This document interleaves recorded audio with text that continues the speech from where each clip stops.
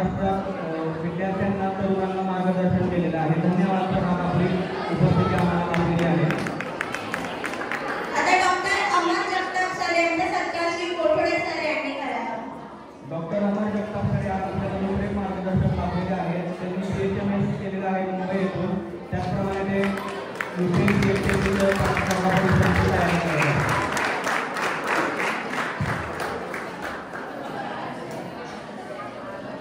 माननीय श्री विजय जाधव सर यांचा सत्कार बीर सरांनी करावा.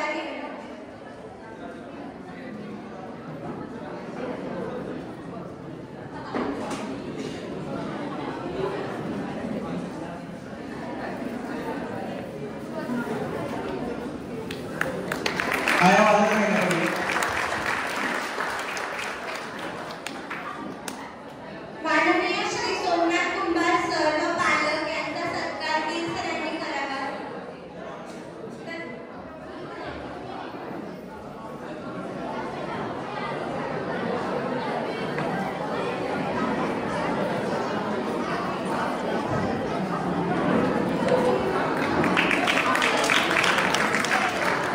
माननीय श्री सरावणे सर यांचा सत्कार ईश्वर सरांनी करावा.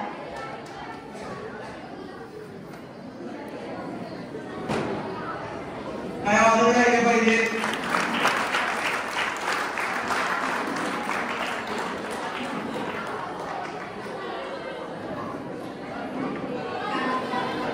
माननीय श्री म्हस्के सर यांचा सत्कार विष्णू सरांनी करावा.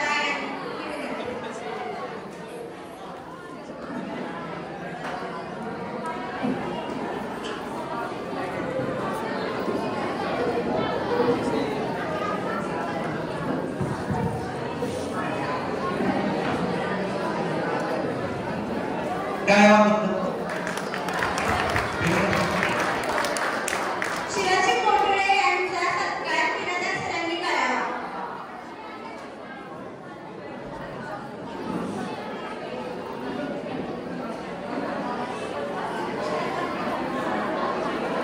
काय आवाज आहे थोडा.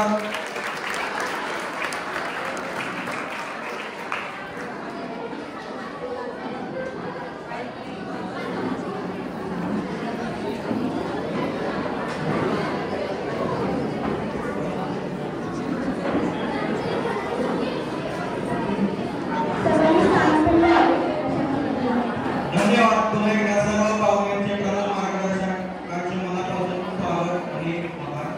यानंतर पुढील कार्यक्रम संगठन खड़े चलो सुपंता पर खड़े चलो बना हो जिसमें देश का वो काम सब किए चलो. विविध वर्णांच्या कोर्सेसच्या माध्यमातून आपला क्लास मार्गक्रमण करत आहे आणि म्हणूनच आज आयोजित केलेल्या कार्यक्रमाचे प्रयोजन कार्य व कामाविषयासंदर्भात दिशा स्पष्ट करण्यासाठी ओप कोचिंग क्लासेसचे संचालक श्री परमेश्वर कोठोडे सर यांना मी आजच्या कार्यक्रमाचे प्रास्ताविक करावे अशी विनंती करते. काय आवाज आहे.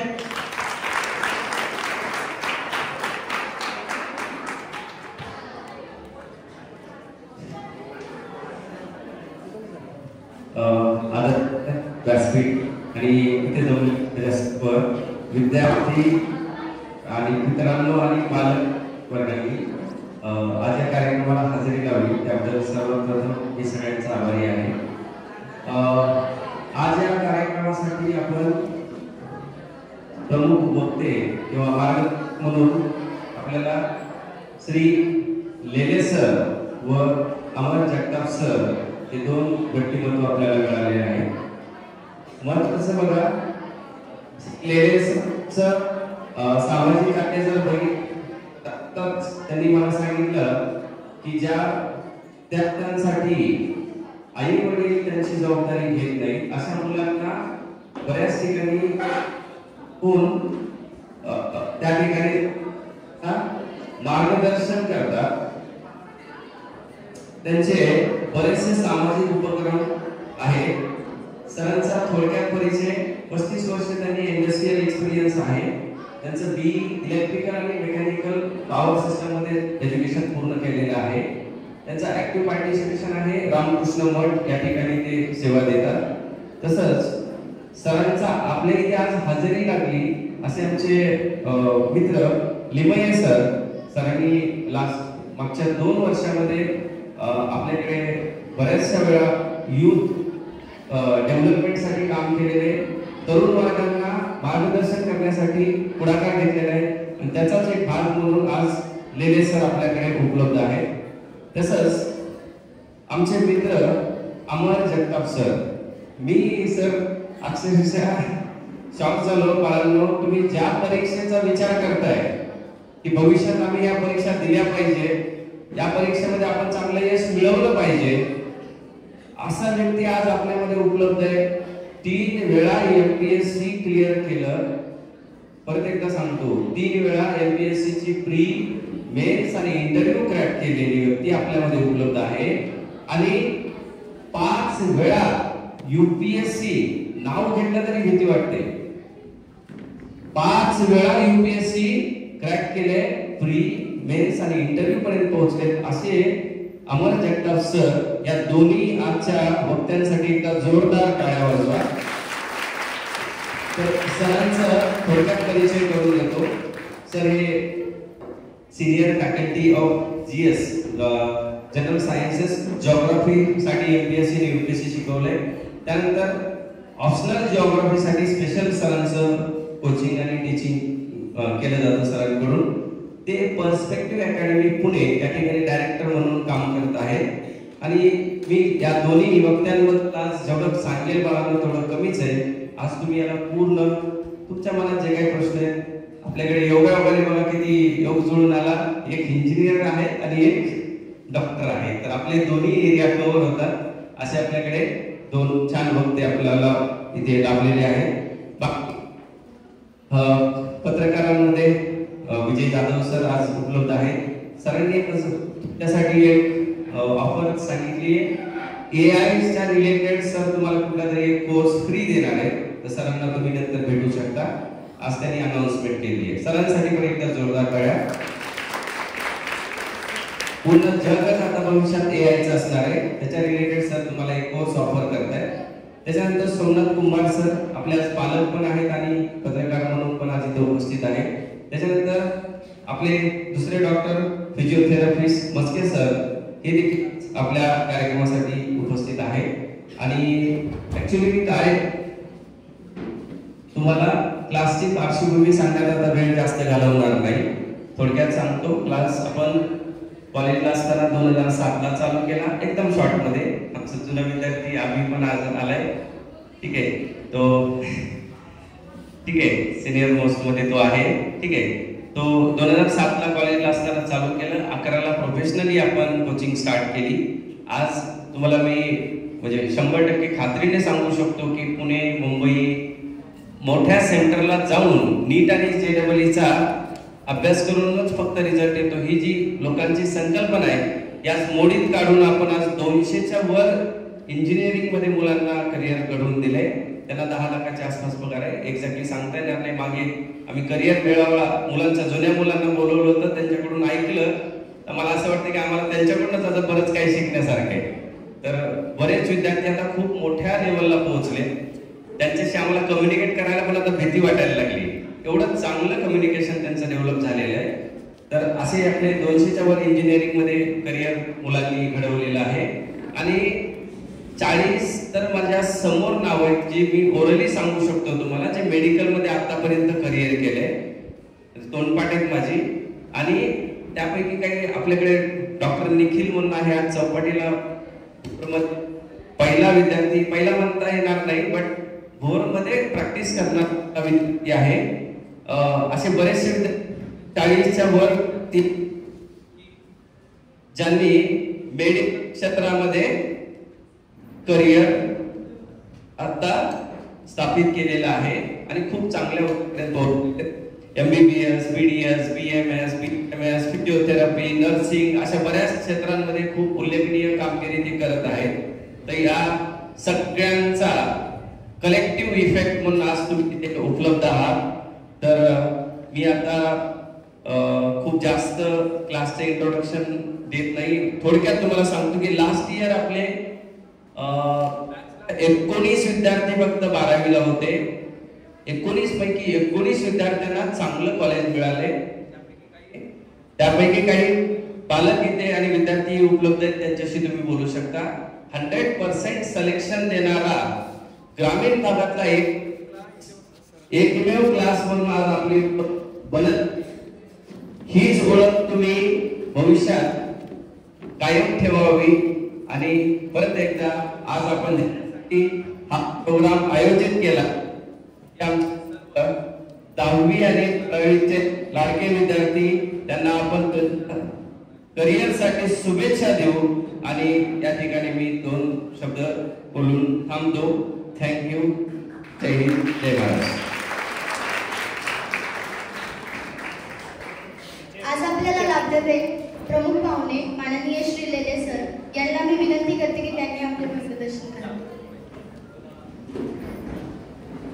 माननीय श्री जाधव सर यांनी मार्गदर्शन करावे असे मी विनंती करते.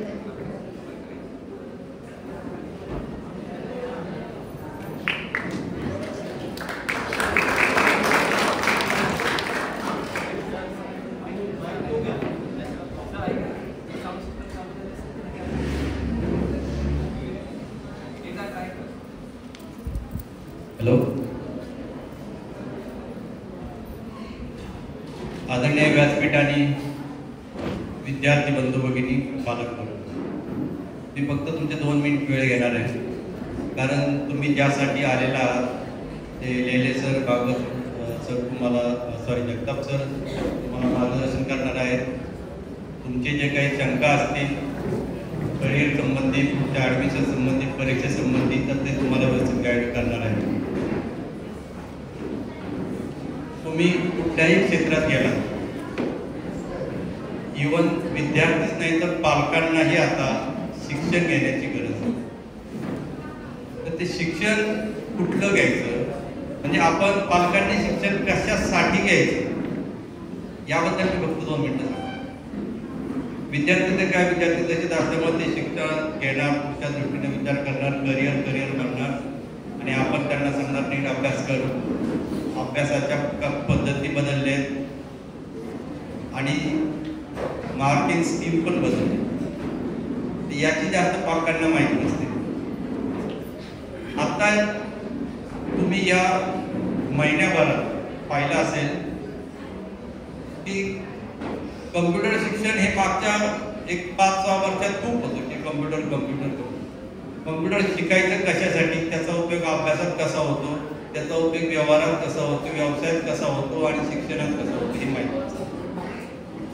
आता एक जे सगळ्यात जास्त चाललेलं आहे ते म्हणजे आर्टिफिशियल इंटेलिजन्स आणि सायबर सिक्युरिटी. हे 2 कोर्सेस जे आहेत, गेले आता आम्ही 20 वर्ष झाले या कम्प्युटर क्षेत्रात असतो, प्रशिक्षण क्षेत्रात आम्ही कम्प्युटर शिकवतो, MSCIT साठी शिकवतो, प्रोग्रामिंग शिकवतो, जे काही ज्यांना आवश्यक आहे त्या गोष्टी शिकवतो. परंतु हे जे 2 नवीन कोर्सेस झालेत याचा उपयोग हा सर्वांना लागतो. आमच्याकडे बरेचसे म्हणजे अगदी 8 वर्षाच्या मुलापासून 80 वर्षाच्या ग्रस्तांपर्यंत, ज्येष्ठ नागरिकांपर्यंत आमच्याकडे कम्प्युटर शिकायला येतात. पालक जे येतात ते पालक कशासाठी येतात?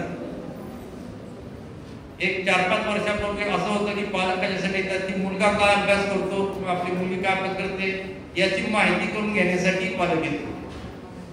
पण आता त्याच्याही पुढे गेलेलं आहे. म्हणजे नुसतं आपला मुलगा किंवा मुलगी अभ्यास काय करतो यापेक्षा तिनं केलेला अभ्यासाचा उपयोग पुढे कसा होणार आहे याची माहिती पालकांना द्यायची. बऱ्याचशा पालकांना वेळ नसतो, परंतु आता ऑनलाईन हे सुरू झालेलं आहे. कोरोनापासून बऱ्याच जणांना माहिती झाली की आता ऑनलाईन प्रशिक्षण घेता येते व्यवस्थित. तर असे जे काही कोर्सेस आहेत की ज्याच्यामध्ये तुम्हाला करिअर करणं आवश्यकच आहे. विद्यार्थी तर आहे तर पालकांनी करणं आवश्यक. प्रत्येक क्षेत्रामध्ये आता AI येत आहे. नवीन जे काही आर्टिफिशियल इंटेलिजन्सचे कोर्सेस आहेत आता गव्हर्नमेंटने सुरू केले की तुमच्या महिलांच्या बचत गटांच्या महिलांनाही सुद्धा प्रशिक्षण देणारे कुठलं सायबर सिक्युरिटी. आता कालच मीटिंग झाली झेडपीची, जिल्हा ग्रामीण विकास यंत्रणा, काही पालकांना माहिती असेल, आज सकाळ पेपरला त्याची बातमी आलेली आहे, त्यावर तुम्हाला लक्षात येईल की त्याचं महत्व की जिल्ह्यामधल्या 25,000 महिला ह्या टोटल आता पहिल्या मध्ये टोटल 1 लाख महिलांना प्रशिक्षण देणार आहेत सायबर सिक्युरिटी बद्दल. ते गव्हर्नमेंटच भेटले की आता आमच्याकडे कालच भेटले या भोर तालुक्यातील ज्या काही 3,400 महिलांची कालपर्यंत नोंदणी झालेली होती की ज्या महिलांना कम्प्युटर प्रशिक्षण द्यायचं. त्यांची 8 तारखेपर्यंत म्हणजे 8 मार्च पर्यंत ह्या सगळ्या महिलांना कम्प्युटरचं सायबर सिक्युरिटीचं प्रशिक्षण द्यायचं. त्यानंतर मग आर्टिफिशियल इंटेलिजन्सचा याचा फायदा हा काय सामाजिक दृष्ट्या होणार आहे हे काय आता मी तुम्हाला सांगणार नाही, परंतु अशा काही गोष्टी आहेत, या गोष्टी तुम्हाला सर्वांनाही गरजेच्या आहेत. आमच्याकडे MSCIT कोर्स सुरू आहे, MSCITच्या विद्यार्थ्यांना आम्ही सांगत असतो, परंतु आता सरांचं बोलणं झालं त्यानंतर असं ठरलेलं आहे की MSCIT कोर्स जे या होम कोचिंग क्लासेसमध्ये विद्यार्थी येतील त्यांना सायबर सिक्युरिटी आणि आर्टिफिशियल इंटेलिजन्स हे 2 कोर्स मोफत घेण्यात येतील. या 2 कोर्सची फी आहे 6,000 रुपये. MSCIT सोडून हे 2 कोर्स त्यांना देण्यात येणार आहे. या 2-2 महिन्याचे सेपरेट कोर्सेस आहेत. हे विद्यार्थ्यांसाठी, पालकांसाठी सेपरेट त्यांनी फी भरावी लागेल. तुम्हा सर्वांना 10वीच्या 12वीच्या विद्यार्थ्यांना तुमच्या भविष्यासाठी आणि तुमच्या परीक्षेसाठी शुभेच्छा देतो. तुमचं सगळं आरोग्य या परीक्षेच्या कालावधीपर्यंत तरी छान राहील अशी अपेक्षा करतो. पालकांनाही शुभेच्छा देतो, कारण विद्यार्थी म्हटलं की विद्यार्थ्यांपेक्षा जास्त टेन्शन पालकांनाच असतं. कारण मी पालक आहे, मलाही माहिती आहे की विद्यार्थी आपल्या मुली कसे अभ्यास करतात, आपण त्याच्या किंमत लक्ष द्यायचं. तर पुन्हा एकदा तुम्हाला सर्वांना शुभेच्छा देतो आणि देणगी व्यक्त करतो की माझ्या बिझी शेड्यूलमध्ये मला जावं लागणार आहे. त्याबद्दल धन्यवाद.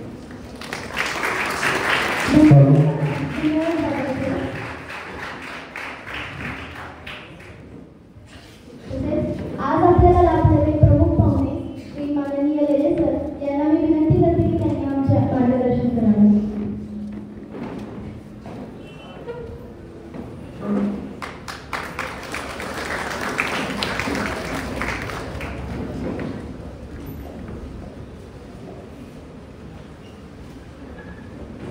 आज फार महत्त्वाचा दिवस आहे. वसंत पंचमी. आज सरस्वती पूजन आपण केलंय. स्वामी विवेकानंदांचा पुतळा पण समोर आहे, त्याचंही आपण पूजन केलंय. एक क्षणभर आपण स्वामीजींना आधी वंदन करूया आणि मग मी सुरू करतो. सगळ्यांनी जरा ताट बसा व्यवस्थित. क्षणभर डोळे मिटा. आपल्या बंद डोळ्यांसमोर स्वामीजींची प्रतिमा डोळ्यासमोर आणा. मी स्वामीजींना वंदन करणारा श्लोक म्हणणार आहे. माझ्या मागे तुम्ही म्हणायची गरज नाही, तुम्ही फक्त स्वामीजींना मनोमन प्रणाम करा. ओम नमः श्री यतिराजाय विवेकानंद सूर्ये सच्चित सुखद स्वरूपाय स्वामिने तापहारिणे. झालेला आहे श्लोक. डोळे उघडले तरी चालते. सर्वप्रथम तुम्हा सगळ्यांचा मी वंदन करतो, नमस्कार करतो. कोतुळे सरांचं कौतुक करतो की इतका छान त्यांनी हा कार्यक्रम आयोजित केलाय. मोठ्या संख्येने विद्यार्थी तर आहेतच, पण विद्यार्थ्यांचे पालक पण आहेत. तर नेमकं काय बोलायचं हा माझ्या पुढे प्रश्न आहे. पण मी स्वामीजींबद्दलच जास्त बोलत असतो, तर स्वामीजींचे विचार आपल्याला जीवनात पुढे जाण्यासाठी कसे उपयोगी पडतील ते बोलूया. तुम्हाला करिअर मार्गदर्शन करण्यासाठी डॉक्टर अमर जगताप आलेलेच आहेत. ते तुम्हाला विशेष सांगू शकतील, शैक्षणिक क्षेत्रात काम करणारे.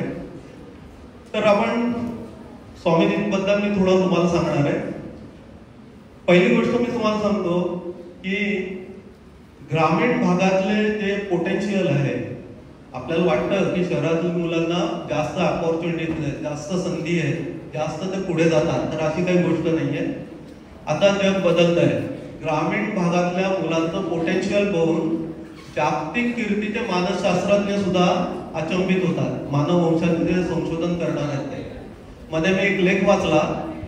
अमेरिकेतल्या एका युनिव्हर्सिटीच्या मानसशास्त्रज्ञांनी तो लेख लिहिला होता आणि त्यांनी भारतातल्या ग्रामीण क्षेत्रात असलेल्या विद्यार्थ्यांची ऊर्जा, पोटेन्शियल किती जास्त आहे त्याच्यावर त्याची मीमांसा केली होती.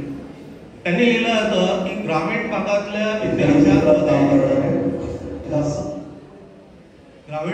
विद्यार्थ्यांमध्ये इतकी प्रचंड ऊर्जा आहे, इतकी एनर्जी आहे, इतकं पोटेन्शियल आहे की ते विकसित देश जे अमेरिका, युरोप तिथल्या देशातल्या मुलांमध्ये पण नाही आहे. आणि हे फॅक्ट आहे. काही उदाहरणं तुम्हाला सांगू शकतो. झारखंड भारतातलं सगळ्यात मागासलेलं राज्य म्हणू शकतो आपण. त्या झारखंड राज्याची राजधानी रांची इथला एक मुलगा जो जागतिक विक्रम आहे क्रिकेटमध्ये त्याच्या नावावर, महेंद्रसिंग धोनी, तुम्हाला सगळे माहिती आहे. किंवा आपले माजी राष्ट्रपती घ्या अब्दुल कलाम. अल्पसंख्याक समाजाचे रामेश्वर मधल्या, रामेश्वर अगदी छोटं खेड आहे, तुम्ही कुठे रामेश्वरला गेलं असेल तर बघितलं असेल. तिथल्या एका गरीब घरात जन्मलेले डॉक्टर अब्दुल कलाम प्रसिद्ध संशोधक झाले आणि आपले राष्ट्रपती पण झाले. आपल्या सगळ्यांना ते आदरणीय आहे. हे दोन उदाहरणच आपल्याला दिसून येतं की ग्रामीण भागातही प्रचंड प्रतिभा आहे, प्रचंड पोटेन्शियल आहे. फक्त आपण काय केलं पाहिजे तर त्याचं चीज केलं पाहिजे. आणि स्वामी विवेकानंद आपल्याला हेच सांगतात. स्वामी विवेकानंद म्हणतात की तुम्हाला मानव जन्म मिळाला आहे, हा दुर्लभ मानव जन्म आहे. आपल्याला माहिती आहे, आपल्या परंपरागत पुराणात सांगितलं आहे कितीतरी प्राण्यांमध्ये आपला आधी जन्म होतो. 84 लक्ष योनी म्हणतात. वेगवेगळ्या प्राण्यांच्या, वनस्पतींमध्ये जन्म होऊन शेवटी मानव जन्म मिळतो. आणि असा दुर्लभ मानव जन्म आपल्याला मिळाला आहे, तर या जन्माचं काहीतरी आपण चीज केलं पाहिजे. त्या आपण जन्माला आलोय तर इतर प्राण्यांसारखं नुसतं मोठं झालो, आपली पुढची संतती निर्माण केली आणि एक दिवस मरून गेलो, असं जर तुम्ही जगला तर तुमच्या मनुष्य जन्माला काही किंमत नाही, असं स्वामीजी म्हणतात. तुम्हाला हा दुर्लभ मनुष्य जन्म मिळाला आहे तर असं काहीतरी करा की तुम्ही गेल्यानंतर सुद्धा हे जग तुमची आठवण काढेल. संत कबीर उत्तरातले फार मोठे संत होते, त्यांचा एक दोहा आहे. त्या दोहात ते म्हणतात, मी जेव्हा माझा जन्म झाला या जगात मी आलो तेव्हा मी रडत होतो आणि सगळं जग हसत होतं. म्हणजे नातेवाईक, आई वडील, मुलाचा जन्म झाला आनंदात होते, पण मी मात्र रडत होतो. ऐसी कर्मी कर्जा, मी असं काय करून जाईल की मी गेल्यानंतर मी जाताना हसत जाईल आणि सगळं जग हळहळेल की एक चांगला माणूस गेला. तर मी तुम्हाला सगळ्यांना हेच सांगेल, तुमचं अकॅडमिक शैक्षणिक यश तर तुम्ही मिळवालच, तुम्ही सगळे हुशार मुलं आहात, चांगल्या इन्स्टिट्यूट मध्ये शिकत आहात, तुम्हाला चांगलं मार्गदर्शन मिळतंय, तुम्ही आपलं करिअर उत्तम करालच.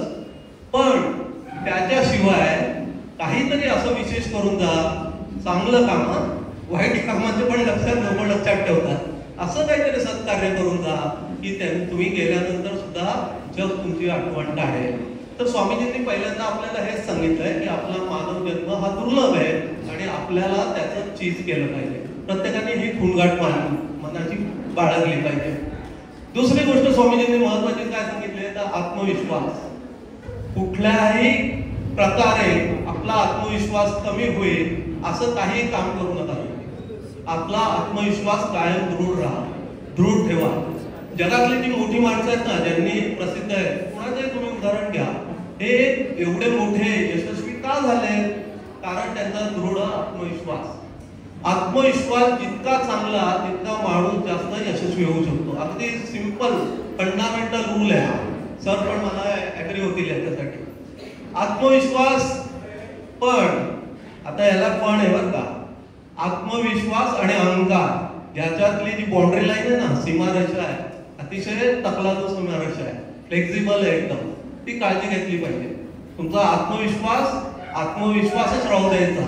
तो अति आत्मविश्वास, ओव्हर कॉन्फिडन्स म्हणतात ना, ते केलं तरी तुम्ही फेल्युअर कडे जाता, सक्सेस, यश तुमच्यापासून दूर जातं. आणि त्याच्या पुढची पायरी म्हणजे आत्मविश्वास, अति आत्मविश्वास आणि त्याच्या पुढे यश मिळत गेलं की आपण अहंकारी बनत जातो. आणि अहंकार शेवटी तुम्हाला खाली खेचतो. आपण बघतो कितीतरी लोक मोठ्या पदाला पोहोचतात आणि नंतर त्यांचा नामोल्लेखन होत नाही. साधारण उदाहरण द्यायचं तर भारतीय टीम मधले सचिन तेंडुलकर सगळ्यांना माहिती आहे, विक्रमादित्य, कितीतरी विक्रम त्याच्या नावावर आहे.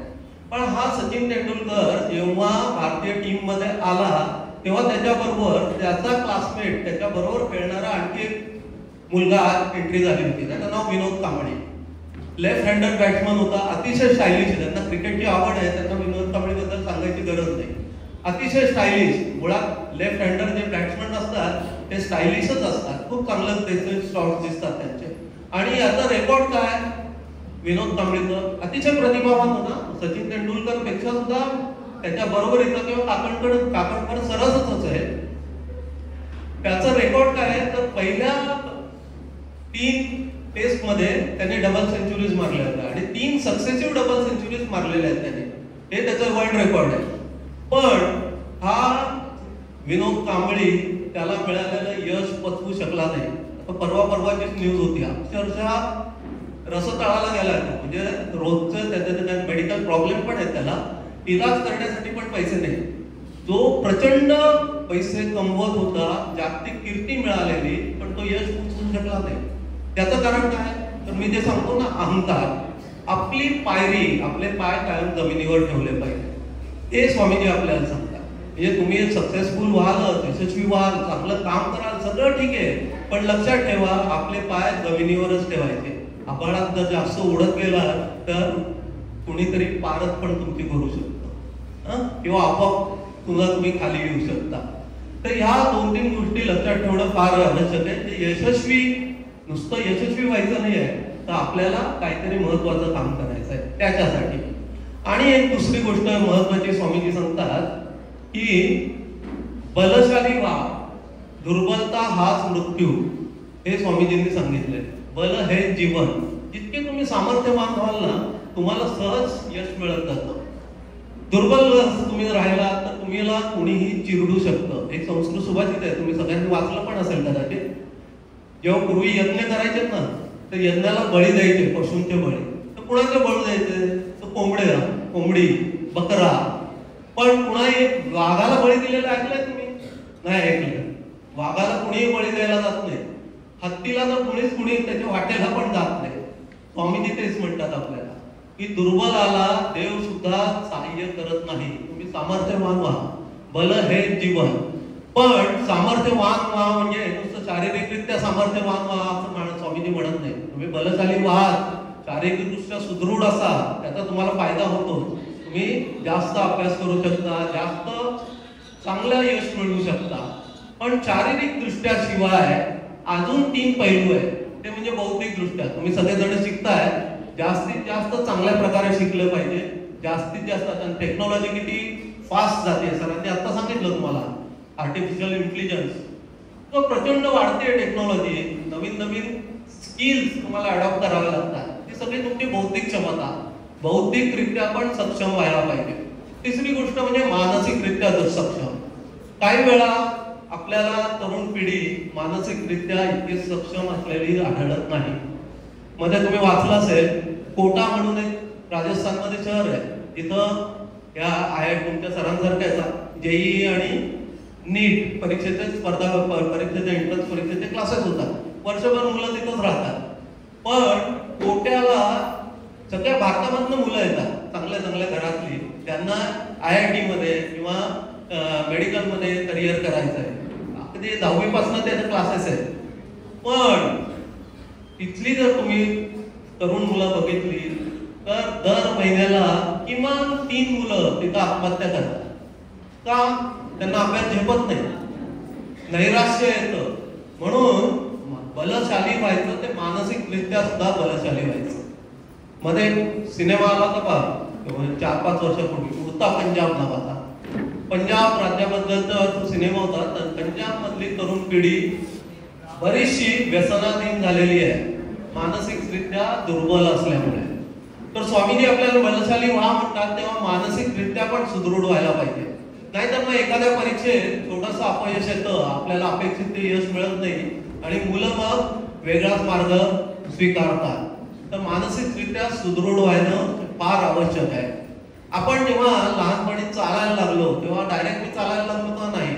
मी आधी अडखळलो, किती वेळा पडलो, मला आई वडिलांनी उचललं, माझं बोट धरून मला चालवायला शिकवलं, तेव्हा मी आता चालायला लागलो, पळायला लागलो. तसंच आहे आपलं जीवन पण असंच आहे. अनेक छोटे मोठे प्रसंग येतात, परीक्षा असतात, अनेक वेळा तुमची परीक्षा घेतली जाते. छोटंसं जरी अपयश आलं तरी खचून जाऊ नका. मानसिकरित्या इतकं सुदृढ राहा की परत आपल्या पायावर उभा राहा आणि जास्त शक्तीनिशी त्या यशाला उमसणी घाला. म्हणजे मानसिकरित्या सुद्धा सक्षम होणं फार आवश्यक आहे. आणि तर एक गोष्ट स्वामीजींनी सांगितली आहे ती म्हणजे नैतिकदृष्ट्या सुद्धा बलशाली व्हायला पाहिजे. दुर्दैवाने असं म्हणायला पाहिजे की सध्या भारतातला नैतिक स्तर फार कमी होत चाललाय, खाली उतरत चाललाय. आपली परंपरा अशी नाहीये. 1000 वर्षापूर्वी तुम्ही जर वाङ्मय वाचलं तर बाहेरची जी लोक यायची भारतात ते आश्चर्यचकित व्हायचे की इथली लोक किती प्रामाणिक आहेत, किती सत्यवचनी आहेत. तुम्हाला माहिती आहे कितीतरी आपल्या पुराणात गोष्टी आहेत, सत्यवचनी नीतिमान लोक होती. पण आता या 1000 वर्षाच्या गुलामगिरीमुळे आधी मुघलांचं राज्य होतं, नंतर इंग्रजांचं राज्य होतं. त्या 1000 वर्षाच्या गुलामगिरीमुळे कुठंतरी आपला तो नीतिमानपणा आपण विसरलोय आणि मग आपण जास्त स्वार्थी होत चाललोय. जागतिक स्तरावर एक NGO आहे, ऑर्गनायझेशन, की सगळ्यात ऑनेस्ट देश, करप्शन लेस देश त्यांची यादी प्रसिद्ध करते. भ्रष्टाचार मुक्त देशांची यादी, सगळ्यात प्रामाणिक देश. आपल्या भारताचा नंबर 305 देशांमध्ये कितवा असेल असं तुम्हाला वाटतं? 350 देश आहेत जवळजवळ. भारताचा नंबर 85 आहे. बघा किती खाली आलो आपण. आणि काही राष्ट्र अशी आहेत युरोप मधली, नेदरलँड, हॉलंड पहिल्या 5 मध्ये. का? कारण तिथल्या नागरिकांचं नीती भ्रष्ट झालेली नाही आहे. आपल्या नीती मूल्य आणि इतर मूल्यांना ते धरून आहे. आणि हे भ्रष्टाचार किंवा अनीतीने वागणं ही अशी गोष्ट आहे की तुमचा नकळत क्षयासारखे येते, तुम्हाला कॅन्सर सारखे तुमचा स्वतःचा नाश करत असते, आपल्याला कळत नाही ते. म्हणून नुसतं यश मिळून उपयोगी नाही, तर आपण नीतिमाने पण राहायला पाहिजे. स्वामीजी म्हणतात प्रत्येकाने ध्येय ठरवलं पाहिजे. ध्येय ठरवणं जितकं महत्वाचं आहे, ध्येय गाठणं जितकं महत्वाचं आहे, तितकं ध्येय ज्या मार्गाने गाठलं आहे तो मार्ग पण महत्वाचा आहे. हे लक्षात ठेवायचं. आता माझं ध्येय असेल खूप पैसे मिळवायचे, पण ते पैसे मिळवण्यासाठी मी जर दाऊद इब्राहिम सारखं स्मगलिंग करायला लागलो तर माझं ते ध्येय गाठण्याला काही अर्थ राहिला नाही. तर माझं तुम्हाला सगळ्यांना विनंती आहे, सांगणं आहे, स्वामीजी सांगतात तेच मी तुम्हाला सांगतोय की आपल्या चारित्र्याकडे, आपल्या नीती मूल्यांचं कधीही कॉम्प्रोमाइज करायचं नाही. आपली जी प्रिन्सिपल्स आहेत ते जास्तीत जास्त दृढपणे पाळण्याचा प्रयत्न करा. असं जेव्हा तुम्ही कराल तेव्हा तुम्हाला कदाचित तुम्हाला अपेक्षित यश मिळणार नाही, पण तुम्ही जास्त सुखी आणि समाधानी असाल, हे मी निश्चित सांगू शकतो. आणि आता तर तुम्हाला सगळं माहिती आहे, टेक्नॉलॉजी इतकी फास्ट जाते, हे सगळं जग जे आहे ना ते ग्लोबल विलेज झालंय. आपण सगळे इतके इंटरकनेक्टेड आहोत एकमेकांना की आपण एका मोठ्या खेड्यात राहतोय असंच झालं. आता असं नाही की भारतातला विद्यार्थी, तुमच्या भोर मधला, या इन्स्टिट्यूट मधला विद्यार्थी शिकून भारतातच नोकरी करेल किंवा उद्योगधंदा करेल असं नाही. तो जगाच्या कुठल्याही कोपऱ्यात जाऊ शकतो, कुठल्याही विद्यापीठामध्ये पुढचं शिक्षण घेऊ शकतो. इतकं सगळं जवळ आलेलं आहे. आपल्या भारतातले कितीतरी मुलं युरोप, अमेरिकेमध्ये शिकतायत. का? कारण ऑपॉर्च्युनिटी जेवढ्या वाढल्या आहेत, संधी, सुदैवाने एवढ्या संधी तुम्हाला उपलब्ध आहेत. पण जर तुम्ही नीतिमूल्यांना धरून नसेल तर जगात आपल्याला काही किंमत नाहीये. एक साधं उदाहरण सांगतो, ही सत्य घटना आहे. IIT मुंबई, पवई, तुम्हाला सगळ्यांना माहिती आहे, ज्या आता लिस्ट आली होती जगातल्या सर्वोत्कृष्ट संस्था, त्यातल्या 150वा नंबर, भारतातली एकमेव संस्था आहे ती IIT पवई. 150वा का असं काहीतरी नंबर आहे त्यांचा, म्हणजे भारतातली सर्वोत्कृष्ट संस्था.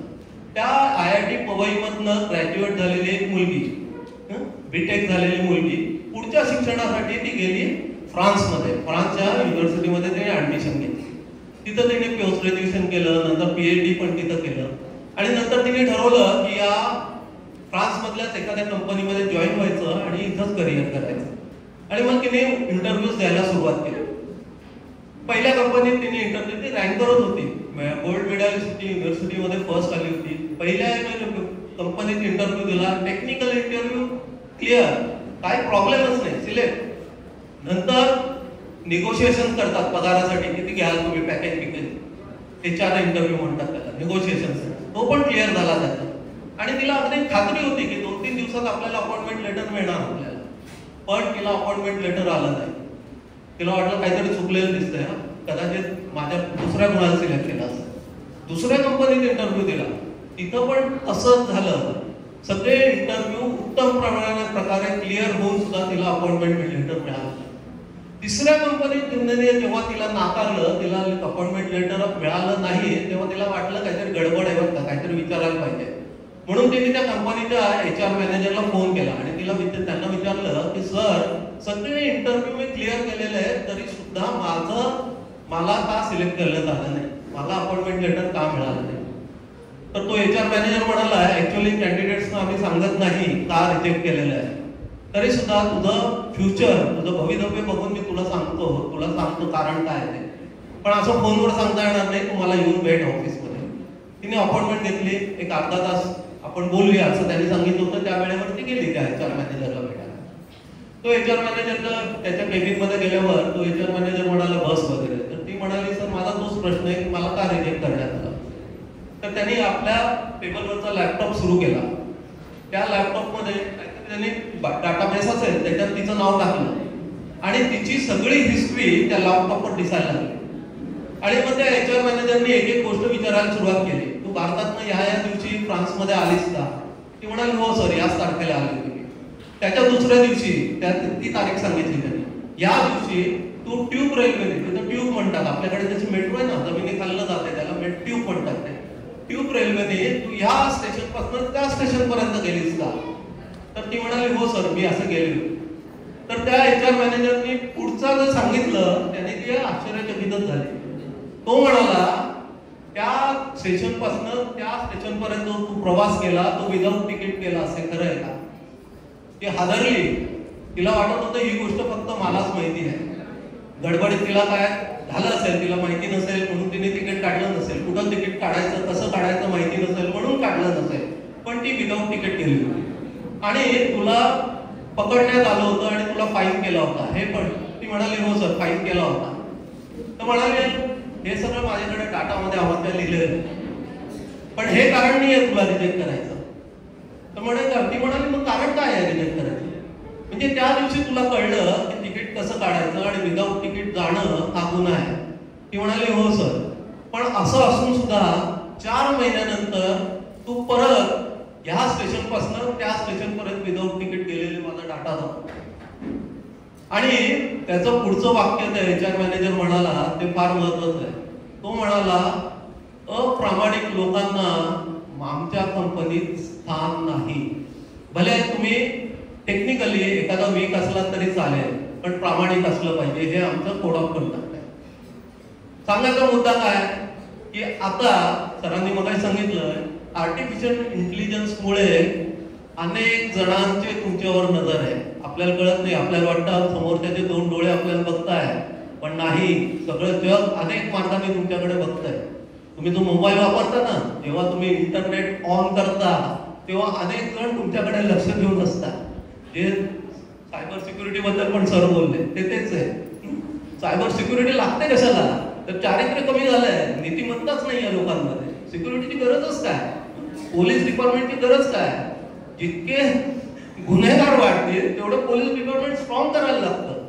तर चारित्र्याकडे लक्ष देणं फार फार गरजेचं आहे. मग तुम्ही कुठल्याही मोठ्या पदावर जा, पण बघतो सर सांगते तुम्हाला, UPSC MPSC किती टफ परीक्षा असतात.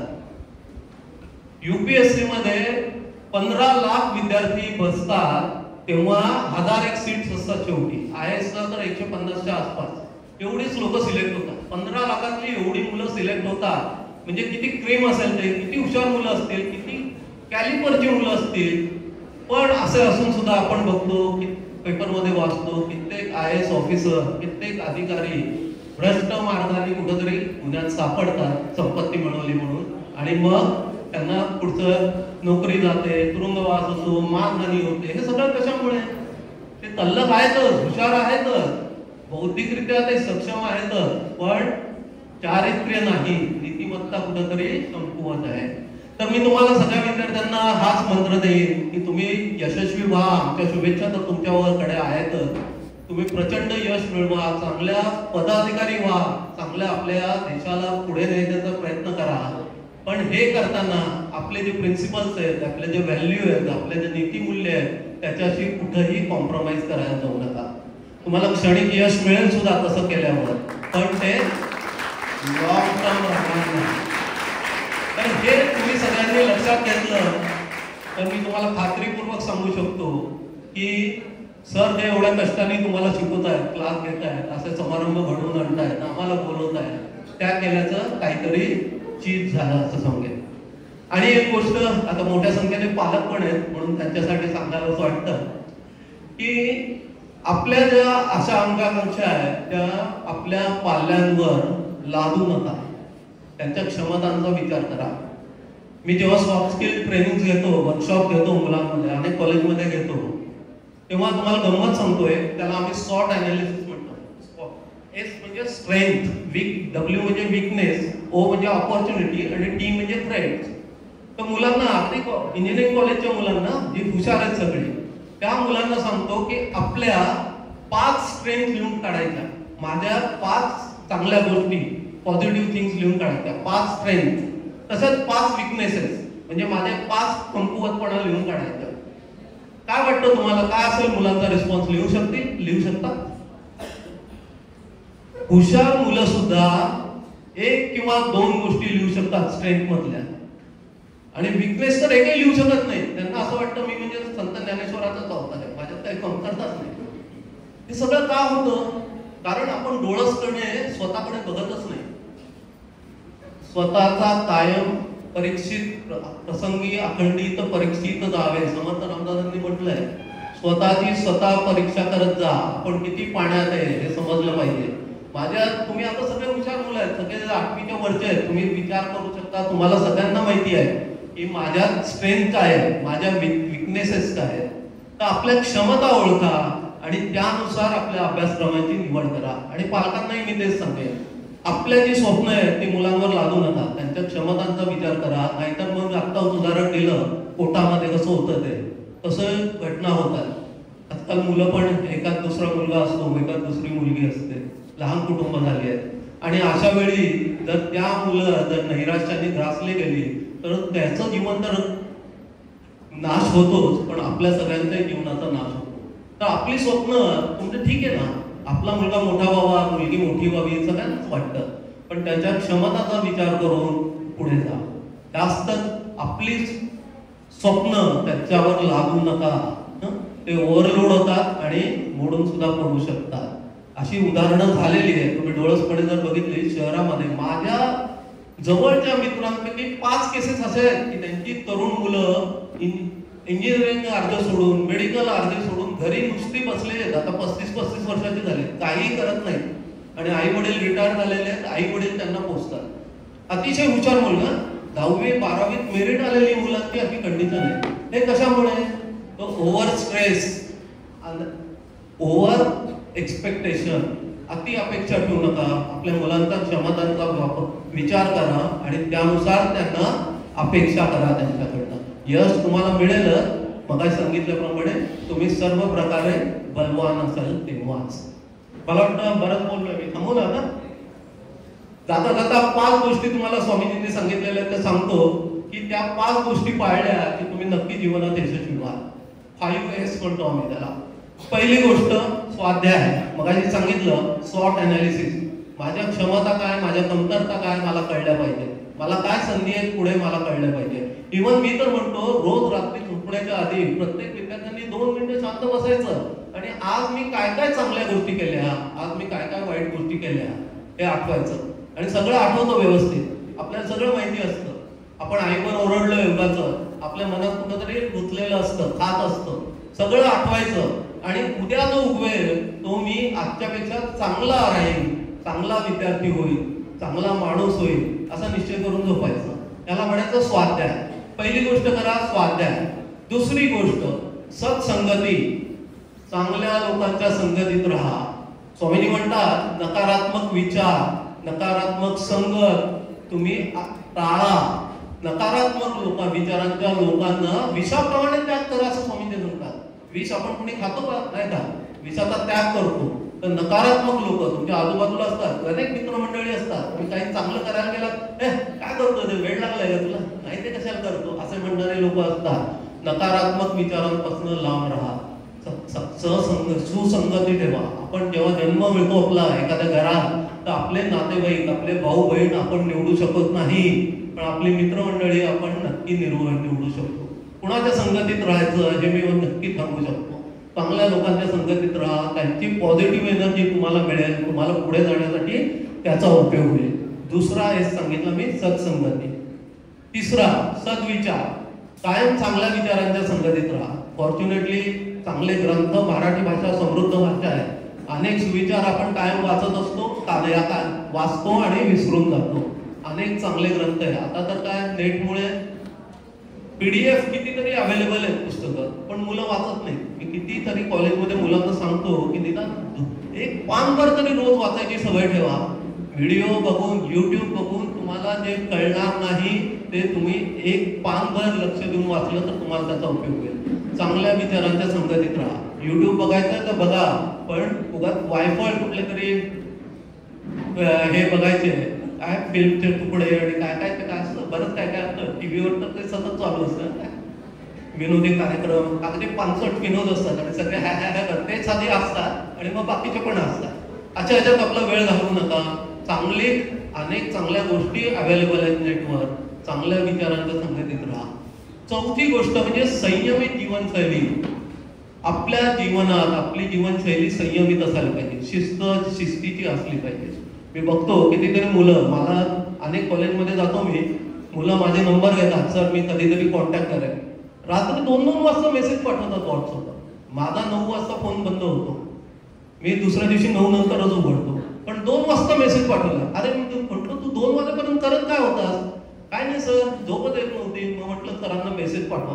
म्हटलं तुझा मित्रच आहे, नशीब माझ्या गळ्यात हात घालून मला कानात काही सांगत नाहीस माझ्या. काय ही जीवनशैली तुमची? तुम्ही व्यक्तशील राहा. आपल्याला जी रात्र दिली आहे ना, ती शरीराला विश्रांती मिळवण्यासाठी दिलेली आहे. वेळच्या वेळी झोपा, वेळच्या वेळेची खा, सकस अन्न खा. तुम्ही ते काय खाता ना, चायनीज चाऊ माऊ बिऊ, ते खाऊन तुमची शारीरिक होणार नाही, शारीरिक संपदा मिळणार नाही. हे जे वय आहे तुमचं, हे गोल्डन एज म्हणतो आम्ही. ह्या वयात तुम्ही ती शारीरिक संपदा कमवाल, त्याचा जीवनभर उपयोग होईल. नाहीतर मग 40 लोक मोडून पडलेली कितीतरी उदाहरणं तुम्हाला दिसतात. जे मुलं मुली बाहेर राहत आहेत आणि खानावळीत जेवतात, त्यांना कळतं की घरच्या अन्नाचं किती महत्व आहे. तुमची आई जो स्वयंपाक करते तो किती महत्वाचा आहे, पण आपल्याला आवडत नाही ते. आपल्या जिभेचे चोचले पुसरवण्यासाठी आपण ते कुठले पाणीपुरी हे ते एकाच वेळी खायला हरकत नाही, पण सकस अन्न घ्या, योग्य व्यायाम करा. शरीरातनं दिवसभरात एक अर्धा तास असा व्यायाम करा, असा खेळ खेळा. ग्राउंडवर खेळा, व्हिडिओ गेम नाही, मोबाईलवर गेम नाही, की आपल्या शरीरातनं घामाच्या धारा निघतील. यावेळी जी तुम्ही शरीर संपदा कमवाल, ती तुम्हाला जन्मभर उपयोग पडेल. तर जीवनशैली संयमित पाहिजे. नुसतं खाणं, जेवणं, झोपणं नाही, तर आपलं बोलणं, आपलं वागणं सगळं शिस्तशीर पाहिजे, संयमित पाहिजे. ही सवय आता लावून घ्याल तर तुम्हाला जीवनभर उपयोग होईल त्याचा. किती झाले? 4 सांगितले ना. आता 5वी गोष्ट. कुठली 5वी? तर सेवा. तुम्ही जे या पदापर्यंत आला आहात, जर तुम्ही पदाधिकारी झाला तर त्या पदापर्यंत पोहोचलाय, किंवा तुम्ही चांगल्या कॉलेजमध्ये शिकताय, या इन्स्टिट्यूटमध्ये शिकताय, हे सगळं करताना अनेक जणांनी तुम्हाला प्रत्यक्ष अप्रत्यक्षपणे मदत केलेली आहे. आपल्याला माहिती आहे, माहिती नसेल, नकळत केलेली आहे, पण अनेक जणांच्या सहकार्याने आपण आता ज्या स्थितीत आहोत त्या स्थितीला आलोय. तर आपलं उत्तरदायित्व काय आहे की ते परत देणं. ज्या समाजातून आपण पुढे येतो त्या समाजासाठी नक्की काहीतरी करा. कुणी मदतीचा हात मागितला तर आपला हात पुढे करायला लाजू नका. लोक काय म्हणतील असा विचार करायचा नाही. हे धडक त्यांना मदत करा. तुम्हाला शक्य असेल तेव्हा मदत करा. सेवा हा बहुमूल्य विचार आहे, जो जर आपल्याला रुजला, निस्वार्थीपणे जर सेवा करता आली तर फार उत्तम. स्वार्थी, मी तर म्हणतो स्वार्थीपणे जर केली तरी चालेल, पण सेवा जेव्हा शक्य आहे तेव्हा करत जा. गरजवंतांना नेहमी मदत करा. हे 5 गोष्टी जर तुम्ही पाळल्या तर तुम्ही जीवनात यशस्वी तर व्हाल, पण मी खात्री देतो तुम्ही जीवनात सुखी आणि समाधानी सुद्धा व्हाल. मला वाटतं मी खूप बोललेलो आहे, आता मी थांबतो. थांबू ना?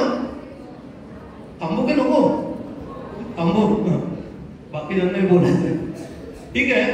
तुम्हाला सगळ्यांना खूप खूप शुभेच्छा.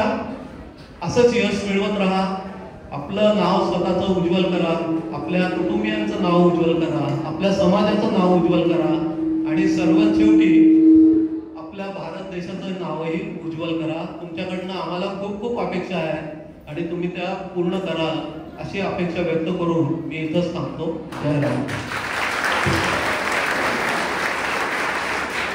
धन्यवाद लेले सर. आयुष्याची माणसं सतत संकटातून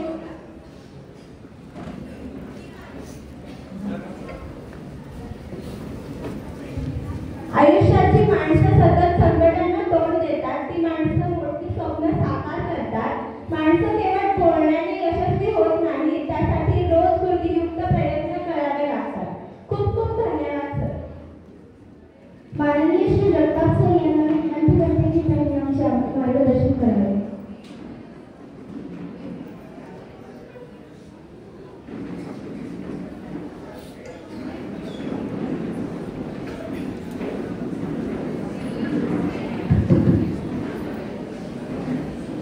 नमस्कार. व्यासपीठावरील सर्व मान्यवर आणि समोरील पालकवर्ग आणि विद्यार्थी. आज सर ॲक्च्युली माझ्या मित्राचे मित्र, त्यामुळे आमची सरांची माझी ओळख झाली. सर एकदा पुण्यात आले होते.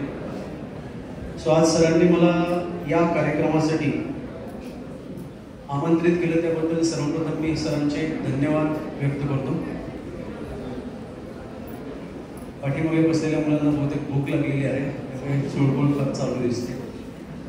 15 ते 20 मिनिटं मी बोलणार आहे, जास्त.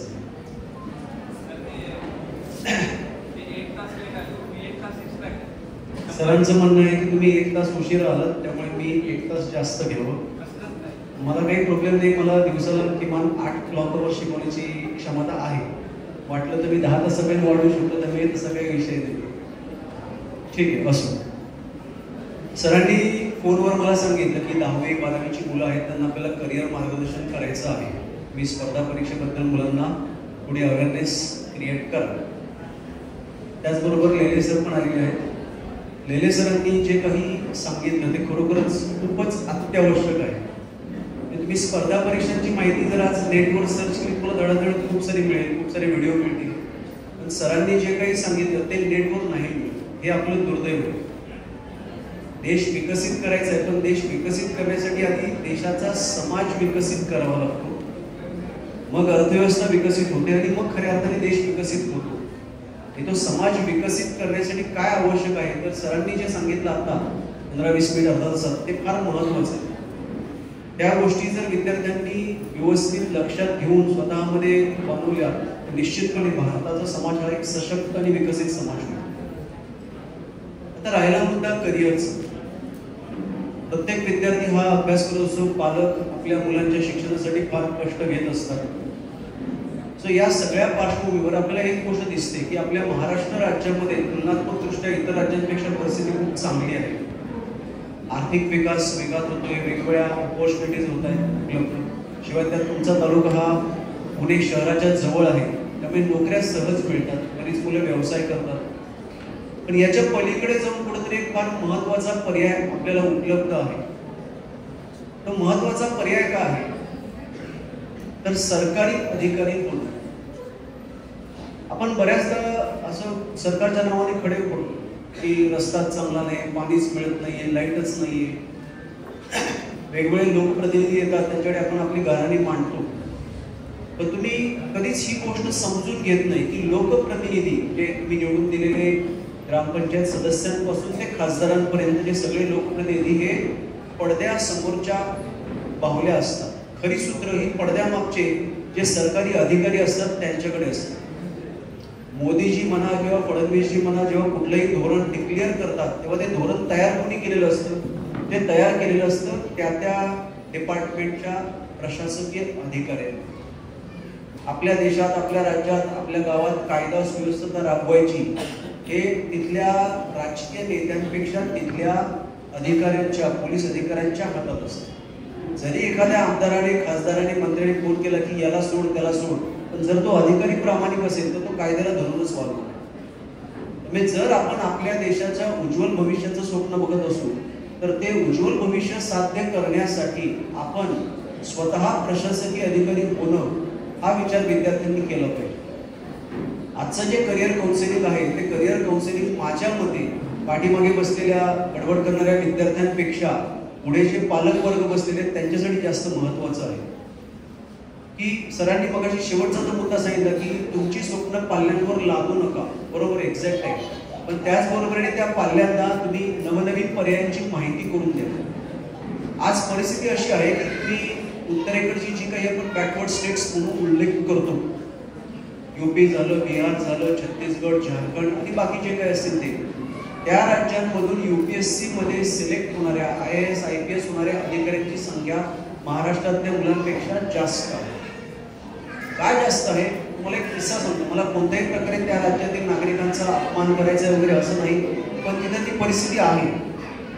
आर्थिक विकास तुलनात्मक दृष्ट्या कमी आहे, रोजगाराच्या संधी कमी आहे. मी UPSCचा अभ्यास करत असताना माझ्यावर एक विद्यार्थी होता, तो बिहारचा होता. त्याचे वडील बिहारमध्ये कलेक्टर होते. त्यावेळेस त्यांनी मला एक गमतीदार किस्सा सांगितला. तो म्हणतो, हमारे इधर दो ही ऑप्शन्स है, एक तो मुंबई जाके मजदूरी करो, नाही तो दिल्ली जाके UPSC करो. जेव्हा माणसापुढे काहीच पर्याय शिल्लक राहत नाही त्यावेळेस माणूस फार प्रचंड मेहनत करतो आणि यश साध्य करतो. आपल्याकडे काय झालंय, आपल्याकडे हा पर्याय नाही तर तो आहे, तो नाही तर तो आहे. पुण्यात गेला कारखान्यात नोकरी लागते, इकडे गेला ऑफिसमध्ये नोकरी लागते, नाही तर शेती आहे. अनेक पर्याय आहेत, पण त्यातल्या कुठल्याच पर्यायामध्ये आपण सक्षमपणे उतरत नाही. हा आपला प्रॉब्लेम आहे. आजच्या या लेक्चरचा मूळ उद्देश हाच आहे की तुम्हाला UPSC काय आहे, MPSC काय याची एक माहिती करून देतो. बेसिकली ज्या वेळेस आपण भारत पारतंत्र्यात होता त्यावेळेस ब्रिटिशांनी हा देश चालवण्याकरता नागरी सेवा सुरू केल्या होत्या. या नागरी सेवा म्हणजे काय, देश चालवण्यासाठी अधिकारी निवडले जातात. सो ही नागरी सेवेची जी काही परीक्षा आहे ती 19व्या शतकापासून होती. साधारणतः 1885 पासून वगैरे त्याच्या आधीपासूनही सुरू झालेली आहे. स्वातंत्र्यानंतर आपण ती पद्धत कंटिन्यू केली, आपल्याला पाहिजे तसं बदलू. आणि त्याकरता आपण केंद्र पातळीवर एक संस्था निर्माण केली, युनियन पब्लिक सर्व्हिस कमिशन, संघ लोकसेवा आयोग किंवा केंद्रीय लोकसेवा आयोग. प्रत्येक राज्याच्या पातळीवर राज्य लोकसेवा आयोग, जसं महाराष्ट्र लोकसेवा आयोग, त्याला आपण थोडक्यात म्हणतोय महाराष्ट्र पब्लिक सर्व्हिस कमिशन किंवा MPSC. दोन्हीचे शॉर्ट फॉर्म आज आपल्याला माहिती असतात. UPSC MPSC ची परीक्षा सर जसं म्हणाले तसं अगदी बरोबर आहे की ही जगातल्या, भारतातल्या नाही म्हणत मी, जगातल्या ज्या टॉपमोस्ट परीक्षा आहेत, अवघड परीक्षा, त्यापैकी पहिल्या 5 परीक्षांमध्ये गणली जाते. अर्थात UPSC MPSC ची प्रत्येक परीक्षा तेवढी अवघड आहे का नाही. मुळात UPSC आणि MPSC ह्या परीक्षा घेणाऱ्या संस्था आहेत, त्यांचं काम सरकारला चांगले अधिकारी निवडून देणं. आपण त्या UPSC MPSC मधल्या कोणत्या परीक्षेबद्दल बोलणार आहोत की ज्या सिव्हिल सर्व्हिसेस, नागरी सेवेच्या परीक्षा आहेत, ती सर्वात अवघड असते. UPSC जी काही नागरी सेवा परीक्षा घेते त्या परीक्षेतून जिल्हाधिकारी, त्याला आपण कलेक्टर असं संबोधतो, त्या कलेक्टरची निवड केली जाते. Police commissioner, IPS officer, customs, IRS, Indian revenue service customs, Indian revenue service income tax, Indian railway police force, Indian postal services, अशा जवळपास 25 ते 28 पदं आहेत ज्याकरता UPSC दरवर्षी परीक्षा घेत असते. तसंच आपण राज्याच्या पातळीवर आलो तर आपल्या MPSC, Maharashtra public service commission आढळतं, ते परीक्षा घेत असतं. कोणत्या पदांसाठी? नागरी सेवा, त्याला आपण राज्य सेवा परीक्षा म्हणतो MPSC ची. त्यामध्ये उपजिल्हाधिकारी, DYSP, तहसीलदार, नायब तहसीलदार या पदांसाठी MPSC परीक्षा घेत असते. तशीच MPSC ची अजून एक परीक्षा आहे जी त्याच्या खालच्या टप्प्यावर, जिची आज प्रिलिम आहे, कंबाईंड एक्झाम म्हणतो. पण त्या कंबाईंडच्या परीक्षेमधून क्लास 3 च्या पदांची भरती होते. याच्या आधी मी जे सांगितले ते सगळे क्लास 1 झाले, क्लास 2 ऑफिसर झाले. क्लास 3 मध्ये काय असतं तर PSI, मला माहिती असेल हे आपल्याला ग्रामीण भागात डोळ्यासमोर येणारं पद आहे, पोलीस सब इन्स्पेक्टर, किंवा मंत्रालयात गेला तर असिस्टंट म्हणून असतो, किंवा GST डिपार्टमेंटला गेला तर सेल्स टॅक्स इन्स्पेक्टर असतो. ही 3 प्रमुख पद आहेत. त्यांनी अशी अजून बरीच पद आहेत की जी क्लास 3 ची पद आहेत. तर या 3 परीक्षा हा तुमच्यासाठी करिअरचा, सरकारी अधिकारी बनण्याचा खूप महत्त्वाचा मार्ग आहे. त्यातली UPSC ची परीक्षा आणि MPSC ची राज्य सेवा परीक्षा ह्या थोड्या किचकट आहेत, थोड्या अवघड आहेत. थोड्या अवघड याचा अर्थ असा की फक्त 10वी 12वीला मेरिटमध्ये आलेले विद्यार्थी, हुशार विद्यार्थीच परीक्षा देतील असं आहे का? तर अजिबात नाही. हाच एक फरक आहे सगळ्या करिअरच्या परीक्षा आणि या परीक्षांमध्ये काय फरक आहे तर कुठलाही ग्रॅज्युएट, लिटरली कुठलाही ग्रॅज्युएट ही परीक्षा देऊ शकतो. या परीक्षा देण्यासाठी एकच एलिजिबिलिटी आहे, तुम्ही कुठल्याही विषयाचे ग्रॅज्युएट असला पाहिजे, ऑफकोर्स भारताचे नागरिक असला पाहिजे. आता ह्या परीक्षांचा तुम्ही एक विचार जर बारकाईने केला, तुम्हाला एक उदाहरण सांगतो जे माझं आजपर्यंतचं एक मोठं सक्सेसफुल मी ओळखतो. काही वर्षापूर्वी महाराष्ट्रातून एक मुलगा IAS झाला होता आणि त्यांनी रेकॉर्ड ब्रेक केला. काय रेकॉर्ड होता तर भारतातला आतापर्यंतचा सर्वात तरुण अधिकारी, वयाच्या 21व्या वर्षी तो IAS झाला. आज तो पश्चिम बंगाल राज्यामध्ये जिल्हाधिकारी म्हणून उच्च पदावर कार्यरत आहे. अन्सार शेख, त्यापैकी काही जणांनी कदाचित नाव ऐकलं असेल, नसेल तर गुगलवर सर्च करा अन्सार शेख. सो हा जो विद्यार्थी आहे तो विद्यार्थी म्हणजे आमचं एक खूप मोठं यश आहे. हा विद्यार्थी जालना जिल्ह्यामधल्या एका अत्यंत दुर्गम भागातला होता. दुर्गम म्हणण्यापेक्षा फारच मागासलेला भाग. मराठवाड्यामध्ये बऱ्याच ठिकाणी पाण्याची टंचाई आहे, त्यामुळे मागासलेपणा हा येतोच. त्यात सुद्धा तो अल्पसंख्याक समाजातला होता, त्यामुळे थोडाफार दुर्लक्षित. वडील काय करायचे तर ते गावाकडे रिक्षा असतात ना, टमटम म्हणतो आपण, काळी पिवळी वडा, ती कोणाची तरी होती, त्याच्यावर ते भाड्याने चालवायचे. सो या विद्यार्थ्याला त्यांनी शिक्षणासाठी पुण्याला पाठवलं. काय शिक्षण? आर्ट्स. आणि तो FY ला असताना त्यांनी आमच्याकडे ऍडमिशन घेतलं होतं. FY ला असताना त्यांनी क्लास केला. तो एकदम पहिल्या बेंचवर बसायचा आणि त्याचं वैशिष्ट्य की त्याला सतत प्रश्न पडायचे. FY झालं, SY झालं, TY झालं, बरीचशी मुलं काय करतात, क्लास करतात, नंतर ते परीक्षेची काठिण्य पातळी बघतात, झेपत नाही, सोडून देतात. पण या विद्यार्थ्याने चिकाटीने क्लास केला. तो अधूनमधून प्रश्न तपासायला आणून द्यायचा. प्रत्येक वेळेस तो ज्यावेळेस यायचा, जे काही लिहून तपासायला द्यायचा, त्यातून आम्हाला जाणवत गेलं की याचं नॉलेज लेवल वाढत चालली, म्हणजे हा कष्ट करतो. 3 वर्ष सातत्याने कष्ट केले. 4थ्या वर्षी तो पहिल्या प्रयत्नात यशस्वी झाला नाही, नंतरच्या प्रयत्नात तो इंटरव्ह्यूला गेला आणि त्यांनी पोस्ट काढली IAS, इंडियन ऍडमिनिस्ट्रेटिव्ह सर्व्हिस. आज जर या देशामध्ये एक परीक्षा पास होऊन तुम्हाला सर्वात जास्त अथॉरिटी, मी पॉवर म्हणत नाही, पॉवर आणि अथॉरिटी दोन शब्दात फरक आहे. Power is with politicians, authority is with ब्युरोक्रॅट्स, सरकारी अधिकाऱ्यांकडे अथॉरिटी असते. मोदीजी ज्यावेळेस इलेक्शनचा फॉर्म भरायला जातात तेव्हा ते उभे असतात, कलेक्टर समोरचा बसलेला असतो. This is what is authority. ही अथॉरिटी तुम्हाला ही परीक्षा देऊ शकते हे लक्षात घ्या, आणि ही परीक्षा कुणीही देऊ शकतो. अन्सार सारखा साध्या ग्रामीण पार्श्वभूमीवरून आलेला मनुष्य की जो आर्ट्सची परीक्षा देतो. इतकंच नाही तर BJ मेडिकल मधून पास झालेले बरेच मित्र आहेत माझे, जो माझ्यावर अभ्यासाला होता, अय्याज तांबोळी, जो आज छत्तीसगडमध्ये IAS आहे, किंवा ऍग्रिकल्चर बॅकग्राऊंडमध्ये आलेला माझा एक मित्र प्रशांत वडनेरे, तो तामिळनाडूमध्ये IAS आहे. तर हे सगळे विद्यार्थी काय, असं अजिबात नाही की तो फार बुद्धिमान पाहिजे, मेरिट लिस्ट मधला पाहिजे. मान्य आहे परीक्षा अवघड आहे, फक्त इथे 2 गोष्टी आहेत. एक गोष्ट जी तुमच्या बाजूने पाहिजे, दुसरी गोष्ट जी आमच्या बाजूने असते. आज तुम्ही सगळे 10वी 12वीचे विद्यार्थी, सरांनी मग अशी रिझल्ट सांगितला, खाली पण मी ऑफिसमध्ये ती लिस्ट बघितली, अगदी ग्रँड मेडिकल कॉलेजपर्यंत तुमच्या क्लासचे विद्यार्थी सिलेक्ट झाले. हे सहजासहजी होत नाही, ते 2 गोष्टी जुळून याव्या लागतात. एक तुमच्या बाजूने असतं हार्डवर्क, परिश्रम, आणि शिक्षकांच्या बाजूने असतं योग्य मार्गदर्शन, योग्य दिशा. जी गोष्ट तुम्हाला इथे 10वी 12वी नीट JEE साठी आवश्यक आहे, तीच गोष्ट तिथे UPSC साठी आवश्यक आहे, MPSC साठी आवश्यक आहे. तुम्ही कठोर मेहनत केली पाहिजे आणि तुम्हाला दिशा योग्य मिळाली पाहिजे.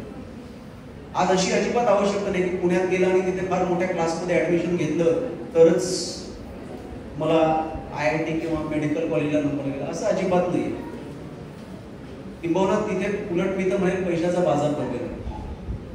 मला योग्य मार्गदर्शन जिथे मिळतंय तिथे तुम्ही जाणं फार गरजेचं आहे. आणि मार्गदर्शन मिळाल्यावरती पुढची बाजू तुमची आहे. तुम्ही काय केलं पाहिजे, प्रचंड कष्ट केलं पाहिजे.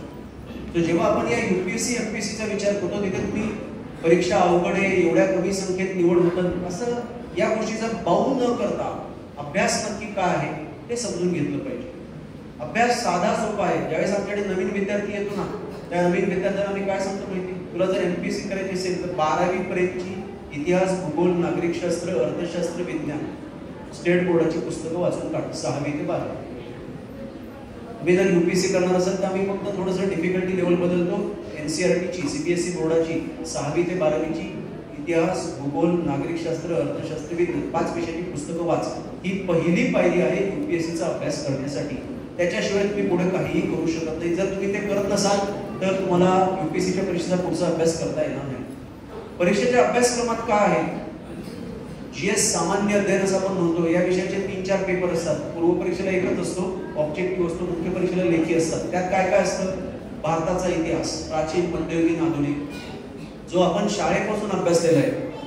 त्यानंतर भारताचा भूगोल, जगाचा भूगोल, MPSC देणार असेल तर महाराष्ट्राचा भूगोल, नागरिक शास्त्र ज्याला आम्ही तिथे पॉलिटी असं म्हणतो, भारताच्या घटनेचा अभ्यास, भारताच्या परराष्ट्र संबंधांचा अभ्यास, त्याच्यानंतर असतं अर्थशास्त्र, भारताच्या अर्थव्यवस्थेचा अभ्यास, त्यानंतर असतं विज्ञान, भौतिकशास्त्र, रसायनशास्त्र, जीवशास्त्र आणि त्याच्याशी संबंधित सायन्स, टेक्नॉलॉजी. जसं मगाशी त्या सरांनी AI चा उल्लेख केला, ते AI काय आहे, त्याचा उपयोग कसा, म्हणजे थोडक्यात काय तर कॉमर्स बॅकग्राऊंडचा विद्यार्थी, सायन्स बॅकग्राऊंडचा विद्यार्थी, आर्ट्स बॅकग्राऊंडचा विद्यार्थी या सर्वांचा जो अभ्यास आहे तो अभ्यास एकत्र करून तयार झालाय UPSCचा अभ्यास. मग UPSCची परीक्षा झाली, MPSCची राज्यसेवा परीक्षा झाली, MPSCची कंबाईनची परीक्षा झाली. तिन्ही परीक्षांना तोच अभ्यासक्रम आहे, फक्त काय काठिण्य पातळी बदलत जाते. कंबाईनच्या परीक्षेला दोन्ही परीक्षा, पूर्व परीक्षा, मुख्य परीक्षा ऑब्जेक्टिव्ह असतात. या परीक्षा 3 टप्प्यांमध्ये होतात. पूर्व परीक्षा ऑब्जेक्टिव्ह असते, सामान्य अध्ययनाचा पेपर असतो आणि CSAT ऍप्टिट्यूडचा पेपर असतो. त्यानंतर असते मुख्य परीक्षा. ही जी मुख्य परीक्षा आहे ती लेखी स्वरूपाची असते. या मुख्य परीक्षेमध्ये आपल्याला निबंधाचा पेपर असतो, GS पेपर असतात, एक ऑप्शनल विषय असतो जो आपण आपल्या चॉईसने घ्यायचा असतो. आणि जो विद्यार्थी मुख्य परीक्षा क्रॅक करतो तो जातो इंटरव्ह्यूला. इंटरव्ह्यू कोण घेतं तर इंटरव्ह्यू UPSCचा फक्त दिल्लीमध्येच होतो, UPSCच्या ऑफिसमध्ये. आणि हे इंटरव्ह्यू घेणारे लोक असतात केंद्र सरकारमध्ये किंवा आपल्या डिफेन्स सेक्टरमध्ये 25-30 वर्ष सेवा केलेले किंवा त्यापेक्षा जास्त वर्ष सेवा केलेले अधिकारी असतात की जे तुमची पर्सनॅलिटी व्यवस्थित तपासतात, तुम्हाला ज्ञान किती आहे ते व्यवस्थित तपासतात, तुमच्याकडे ती जी ॲनालिटिकल ॲबिलिटी म्हणतो आपण, काय चूक काय बरोबर याचा विचार करण्याची जी काही क्षमता आहे ती आहे की नाही हे ते तपासत असतात. हे जे आपण फेसबुकवर यूट्यूबवर बघतो ना की UPSC IAS एक्झाम का क्वेश्चन, जिन्यातून आला त्या जिन्याला किती पायऱ्या होत्या वगैरे, असले काही फालतू प्रश्न UPSC MPSC कधीही विचारत नाही, हे लक्षात घ्या.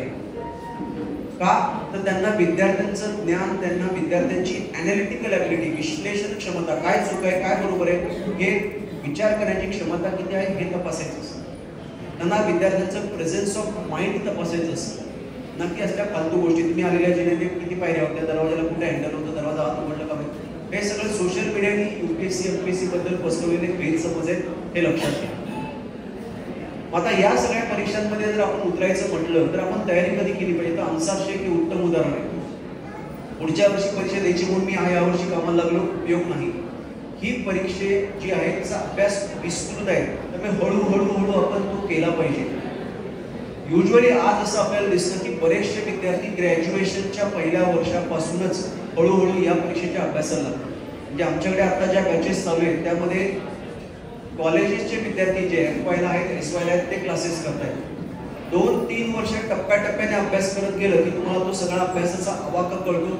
ग्रॅज्युएशन संपेपर्यंत तुमचा अभ्यास बऱ्यापैकी झालेला असतो. ग्रॅज्युएशन झालं की फक्त एकच काम, सराव चाचणी. पण हेच जर तुम्ही उलटं केलं, ग्रॅज्युएशन झाल्यानंतर अभ्यासाला लागला तर होऊ शकतो, पण त्याला मग तिथून पुढे 2 वर्ष लागतात. पण जर तुम्ही 10वी-12वी झाली, युजली आम्ही 10वी-12वीच्या परीक्षा झाल्या की विद्यार्थ्यांना कोर्सेस करतो. म्हणजे आता मी सगळ्यांकडे ते पॅम्पलेट दिलेले ते तुम्हाला वाटतील, त्यात तुम्हाला आयडिया येईल की 10वी-12वी नंतर आम्ही विद्यार्थ्यांसाठी 1 महिन्याचं ऑनलाईन ऑफलाईन स्वरूपामध्ये कोर्स घेतो की ज्यामध्ये त्या परीक्षेबद्दलची माहिती मिळते. आता मी तुम्हाला फक्त एवढंच सांगितलं, त्या इतिहास आहे, भूगोल आहे, नागरिकशास्त्र आहे, अर्थशास्त्र आहे, विज्ञान आहे, पण त्यात नक्की काय काय असतं ती माहिती तुम्हाला त्या कोर्समधून अगदी थोडक्यात होतं. म्हणजे विद्यार्थ्यांनी एक दिशा कळते की बाबा यात हे आहे, माझ्या बुद्धीला पटतंय का, मला आवडतंय का, तर मी करेन. ज्यांना वाटतं की हो हे मला पटतंय, हे मला आवडतंय, ते विद्यार्थी मग बरोबर ग्रॅज्युएशन सुरू झालं की पहिल्या वर्षापासूनच कामाला लागतात. मग त्या विद्यार्थ्यांसाठी आमचे विकेंड बॅचेस असतात किंवा दररोज संध्याकाळचे 2 तास अशा स्वरूपात बॅचेस असतात, त्याला आपण फाउंडेशन बॅच म्हणतो. तर सांगण्याचं तात्पर्य एवढंच आहे की तुम्ही जर अगदी सुरुवातीपासून तयारी करायला लागला तर निश्चितपणे अगदी पहिल्या प्रयत्नात यश मिळू शकतं. अन्सार शेख हे त्याचं सर्वात उत्तम उदाहरण आहे. आणि या क्षेत्रामध्ये यशस्वी होणाऱ्या विद्यार्थ्यांमध्ये arts, commerce, science, medical, engineering सर्व क्षेत्रातले विद्यार्थी आहेत. असं अजिबात नाही की हा डॉक्टर आहे, हा इंजिनियर म्हणजे फार हुशार आहे म्हणून तोच सिलेक्ट होईल, मी आर्ट्सवाला मी सिलेक्ट होणार नाही, असं अजिबात नाही.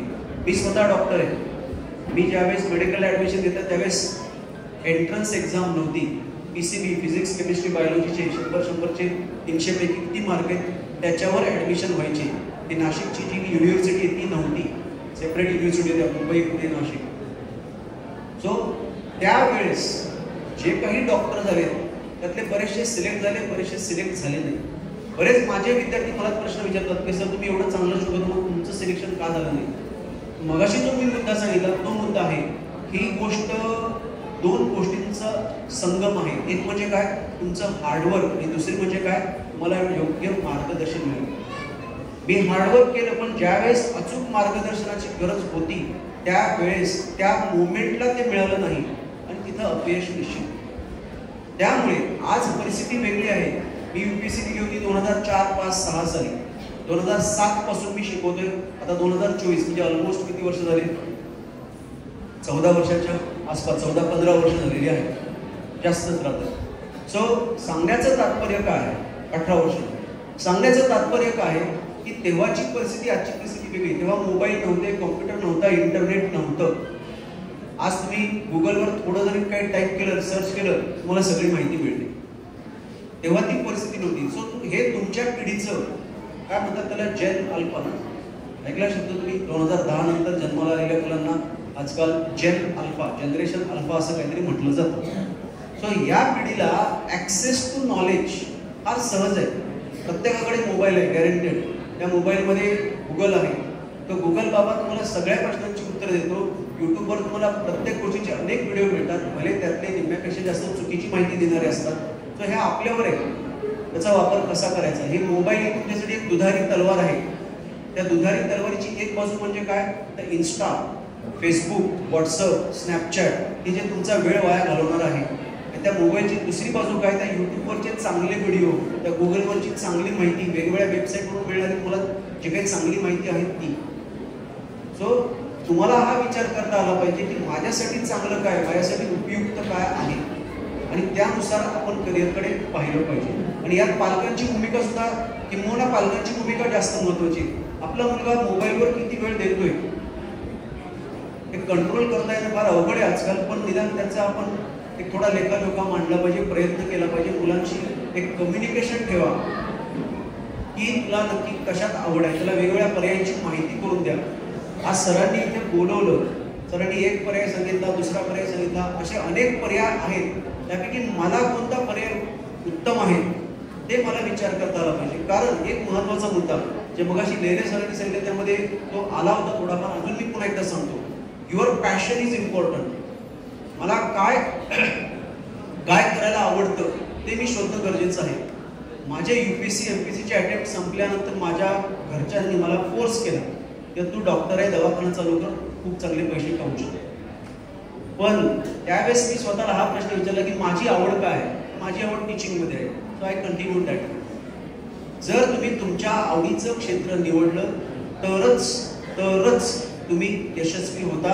त्यात तुम्ही 100% मनापासून योगदान देता. त्यामुळे अमर जगताप सर आले, त्यांनी UPSC बद्दल एवढं भारी सांगितलं. अन्सार शेख, अजून काहीतरी उदाहरणं ऐकायला आली, लगेच पालकांना नाही नाहीचा UPSC कर. पण त्या मुलाला जर UPSC करावीशी वाटत नसेल किंवा त्या मुलाला जर नीट करावीशी वाटत नाही, JEE करावीशी वाटत नाही, त्याचा इंटरेस्ट कॉमर्समध्ये आहे, तर त्या पालकांनी चेक करणं गरजेचं आहे. सरांचा जो शेवटचा मुद्दा होता की लादू नका, let them take their own cake. त्यांना स्वतःची जी काही चॉईस आहे ती शोधू द्या. हा, ती चॉईस शोधण्यासाठी तुम्ही मदत करा, त्यांना पर्याय उपलब्ध करून द्या. त्याबाबत जर तुम्हाला कधीही स्पर्धा परीक्षांबाबतचे पर्याय, त्याबाबतची आणखीच सखोल माहिती, आज आपल्याला वेळेचं बंधन आहे त्यामुळे आपण जास्त चर्चा करू शकत नाही. जर कधीही तुम्हाला काही स्पर्धा परीक्षांची माहिती आवश्यक वाटली तर निश्चितपणे मला फोन करा. तिथल्या विद्यार्थ्यांना मी माझा नंबर देऊन ठेवतो, माझा पर्सनल नंबर देतोय. जर तुम्हाला आवश्यकता वाटली तर निश्चितपणे मला फोन करा. फक्त रात्री 10च्या सुमारास फोन करत चला. 8 ते 10च्या दरम्यान दिवसभर मी लेक्चरमध्ये असतो. रविवारी कधीही फोन करू शकता. दुर्दैवाने जर फोन उचलला नाही तर नुसता मेसेज करत चला. व्हॉट्सअपला करा किंवा टेलिग्रामला करा किंवा SMS करा. त्यांना आवश्यक असेल त्यांनी नंबर घेऊन ठेवा. 8975 20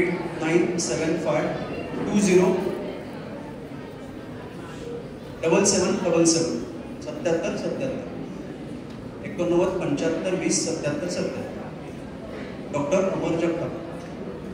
So, जर तुम्हाला स्पर्धा परीक्षांबद्दल फक्त नागरी सेवाच नाही तर सुद्धा बऱ्याच स्पर्धा परीक्षा आहेत. हीच UPSC आपल्या डिफेन्स मिनिस्ट्रीमध्ये चांगले अधिकारी निवडण्यासाठी परीक्षा घेते. NDA तुम्ही ऐकून असाल, खडकवासल्यापाशी NDAचं सर्वात मोठं कॅम्पस आहे या देशातलं. त्या NDA मध्ये जाण्यासाठी सुद्धा एंट्रन्स आहे. 11वी-12वी नंतर ते एंट्रन्स घेतात. अत्यंत कमी खर्चात तुम्ही देशातील सर्वोच्च पदावरचे लष्करी अधिकारी होऊ शकता. NDA झाली, NDAच्या पाठोपाठ थोडीशी त्याच्यानंतरची म्हणतो आपण CDS कंबाईंड डिफेन्स सर्व्हिसेस, या सगळ्या स्पर्धा परीक्षा आहेत.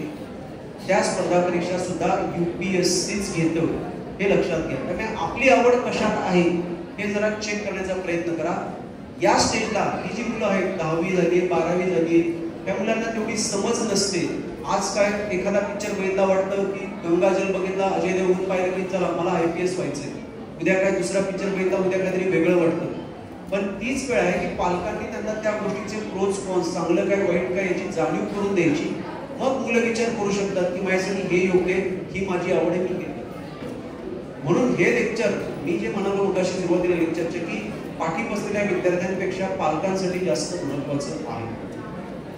आपल्याला एक सशक्त समाज, सशक्त अर्थव्यवस्था विकसित करायची असेल तर त्यासाठी त्या देशाचं मनुष्यबळ, ह्युमन रिसोर्स सर्वात उत्तम पाहिजे. आणि हे ह्युमन रिसोर्स घडवण्याची पहिली पायरी असते 10वी-12वी पासून पुढे. आणि त्या पायरीमध्ये पालकांचा रोल, पालकांची भूमिका सर्वात महत्त्वाची. तर त्यासाठी पालकांमध्ये आधी ती जागरूकता निर्माण होणं गरजेचं आहे. सो सरांनी जे काही मार्गदर्शन शिबिर आयोजित केलं त्यात पालकांना इन्व्हाइट केलेले ते खूपच महत्त्वाची गोष्ट होती. बऱ्याचदा अशा शिबिरांमध्ये विद्यार्थी जास्त असतात, पण विद्यार्थ्यांच्या बरोबरीने पालक सुद्धा त्यामध्ये तितक्याच मोठ्या प्रमाणात सहभागी होणं आवश्यक असतं. क्लिअर? सो त्या व्यतिरिक्त जर तुम्हाला काही कोणाला प्रश्न विचारायचे असेल तर तुम्ही विचारू शकता. 1 मिनिटभर मी थांबतो इथे. कोणाला काही प्रश्न असतील कुठल्याही स्वरूपात, कुठल्याही संदर्भात, पालक म्हणा, विद्यार्थी म्हणा, तुम्ही निश्चित विचारू शकता.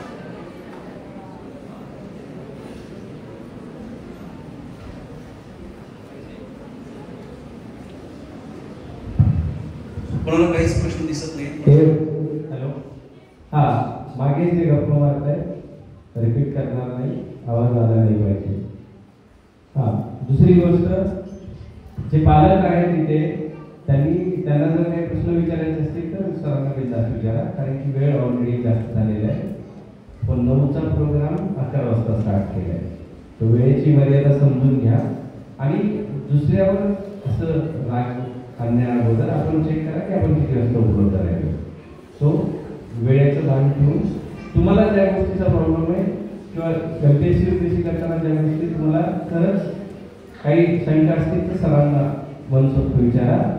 लेडीज सर पण आहेत, त्यांच्या रिलेटेड तुम्हाला काही विचारायचं असेल तर विचारू शकता. चला पटकन पालकांमध्ये तुम्हाला काही विचारायचे माईक फिरव. हे कस्तुरी मध्ये जाऊन ऑडियन्स मध्ये माईक फिरवायचा आहे पटकन. दुसरा माईक सेकंड शेवटपर्यंत जाऊ दे, पालक समोर येत नसतात असे. हा, ज्यांना कुणाला शंका असेल ते फक्त हात वर करा. विद्यार्थ्यांनी विचारा किंवा पालकांनी विचारा. MPSC UPSC बद्दल काहीही कुणाला विचारायचं असेल तर विचारू शकता.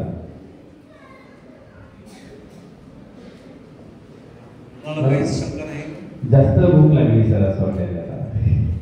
शंका 2 प्रकारच्या लोकांना नसतात. एक ज्यांना सगळं काही समजलेलं आहे आणि एक ज्यांना काहीच समजलेलं नाही.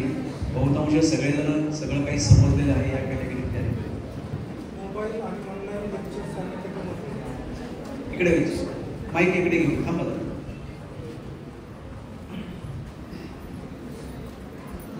मोबाईलवरच्या ऑनलाईन लेक्चर्सला किती महत्त्व द्यावं? Very good question. काय झालंय, कोविड आल्यापासून ऑनलाईन लेक्चर ही गोष्ट उद्भवलेली आहे. आणि आपल्याला यूट्यूबवर किंवा अशा संस्था पण येतात, अनअकॅडमी आहे, बायजूस आहे, टेक्स्टबुक आहे, अशा संस्था तुम्हाला ऑनलाईन लेक्चर्स उपलब्ध करून देत आहेत. नीटचे, जेईचे, स्पर्धा परीक्षांचे सुद्धा. त्याचा उपयोग किती, त्याला किती महत्त्व द्यावं असा अत्यंत महत्त्वाचा प्रश्न सरांनी विचारलेला आहे. तर मुद्दा एक लक्षात घ्या, कोणतेही असे कोर्सेस किंवा असे लेक्चर्स पाहण्याआधी या गोष्टीची खातरजमा करून घ्यायची का त्या शिकवणाऱ्या व्यक्तीचं क्वालिफिकेशन काय, म्हणजे ते तेवढे गुणवत्तापूर्ण लेक्चर्स आहेत का, हा एक मुद्दा झाला. आणि त्यात तर जर ते पेड कोर्सेस असतील, पैसे देऊन घ्यायचे असतील, तर त्यामध्ये तुम्ही हे लक्षात घ्या की जर त्यांचा क्लास केला आहे, त्यांचे लेक्चर्स ऐकलेले आहेत, त्याचा फीडबॅक चांगला आहे, असा कोणी विद्यार्थी भेटला, त्यांनी सांगितलं की नाही सरांचे लेक्चर चांगले असतात तरच करा, अन्यथा पैसे वाया घालवायचे नाही. ही एक गोष्ट. जे फ्री लेक्चर्स असतात ते नीट ऐका, समजून घ्या. बऱ्याचदा आपल्याला ते ऐकतानाच जाणवतं की बाबा हा माणूस वरवर उथळपणे बोलतोय किंवा फेकतोय. आणि त्यामध्ये जे काही अभ्यास केलेले आधीचे विद्यार्थी असतील त्यांच्याकडून आपल्याला बऱ्याचदा फीडबॅक मिळतोच की बाबा ह्या सरांचे लेक्चर्स चांगले. त्या यूट्यूबवर त्यांचे सबस्क्रायबर किती आहेत या गोष्टीला अजिबात भुलू नका. मला मार्केटिंग टेक्निक्स माहिती आहेत की त्या यूट्यूबवरती तुम्हाला 8 दिवसात, काल मी चॅनल चालू केलं, 8 दिवसात 50,000 सबस्क्रायबर पैसे देऊन मिळवता येतात. त्यामुळे तेथे आकडा फुगलेला दिसतोय की 50,000 सबस्क्रायबर आहेत म्हणजे याचं लेक्चर चांगलं असेलच असं अजिबात नाही. समजा तुमचा मुलगा नीटचा अभ्यास करतोय, तुमचा मुलगा MPSCचा अभ्यास करतोय, UPSC अभ्यास करतोय, त्यांनी थोडाफार अभ्यास केलेला आहे आणि समोरच्या एखाद्या शिक्षकाचं ऑनलाईन लेक्चर ऐकतानाच त्याला कळतं की हे सर सांगतायत ते मला समजतंय, जे मला माहिती नव्हतं ते हे सर सांगतायत, तरच ते कंटिन्यू करायचं. आणि सर्वात महत्त्वाची सत्यस्थिती तुम्हाला सांगतो की जी मदत, जो फायदा ऑफलाईन लेक्चरमुळे होतो, शिक्षक समोर शिकवतोय बोर्डवरती आणि विद्यार्थी समोर बसलाय, त्याच्या 10% किंवा त्यापेक्षा कमी फायदा ऑनलाईन लेक्चरचा असतो. त्यामुळे ऑनलाईन लेक्चर हा अतिशय शेवटचा पर्याय आहे. खरं तर कोविड गेला, लॉकडाऊन संपल्यानंतर आपण ऑनलाईन गोष्टींना पूर्णविराम देणं आवश्यक होतं, पण हा आपला मूर्खपणा असेल किंवा पैशाची बचत करण्याचा मार्ग असेल किंवा वेळेचं कारण पुढे केलेलं असेल म्हणून ऑनलाईन लेक्चर्स चालू आहेत. पण ऑफलाईन लेक्चर्स प्रत्यक्षात विद्यार्थ्याने क्लासमध्ये येऊन शिक्षकासमोर बसून शिक्षकाने त्याला शिकवणं, यात जो फायदा होतो त्याच्या 10% सुद्धा फायदा ऑनलाईन लेक्चरमध्ये होत नाही, हे नीट लक्षात घ्या. माझ्या स्वतःच्या क्लासेसच्या ऑनलाईन बॅचेस आहेत. जेवढे विद्यार्थी समोर असतात, समोर जर 60 विद्यार्थी असतील तर ऑनलाईन 40 असतात. सगळ्यांचे कॅमेरे बंद असतात. कोण काय करतंय मला काहीही कळत नाही. मागे एकदा एका मॅडमनी ॲडमिशन घेतलं होतं. मॅडमनी चुकून कॅमेरा चालू ठेवला. मॅडम काय करतायत, वॉशिंग मशीन म्हणून कपडे काढतायत, सुकायला टाकतायत आणि लेक्चर ऐकतायत. This is ridiculous. म्हणजे ते गांभीर्य नसतं ऑनलाईन लेक्चर्समध्ये. आणि मुळात कसं आहे की जेव्हा समोर विद्यार्थी आहे तेव्हा शिकवण्यामध्ये शिक्षकांना जी एनर्जी मिळते ती ऑनलाईन लेक्चरमध्ये नाही. हे आज फक्त मार्केटिंगचे, पैसा कमवण्याचे उद्योग झालेले आहेत ऑनलाईन लेक्चर्स. त्यामुळे मला जर प्रत्यक्ष विचारलं की सर ऑनलाईन लेक्चर्स करावे की ऑफलाईन, तर ऑफलाईनच हाच पर्याय. तुम्ही फारच कुठेतरी अडचणीत आहात, तुम्ही क्लास करूच शकत नाही ऑफलाईनला येऊन, तर नाईलाज आहे तर ऑनलाईन पर्याय स्वीकार, अदरवाईज नाही. अजून कोणाला काही विचारायचं?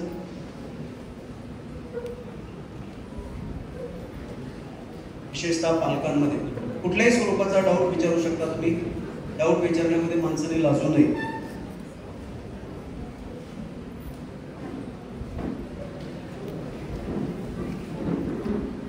ठीक. सो थांबतो मी. नंबर तुम्हाला दिलेले आहे, सरांनी पॅम्पलेट्स वाटले असतील, तुम्हाला धन्यवाद जगताप सर. सामर्थ्य आमच्या अंगी यावे, शब्द आपले बोलण्याचे, भाग्य आम्हा लाभले, प्रकृत आपले ऐकण्याचे. यानंतर ओम कोचिंग क्लासेसचा सर्व स्टाफ समोर येत आहे, त्यांचा छोटासा सत्कार होणार आहे.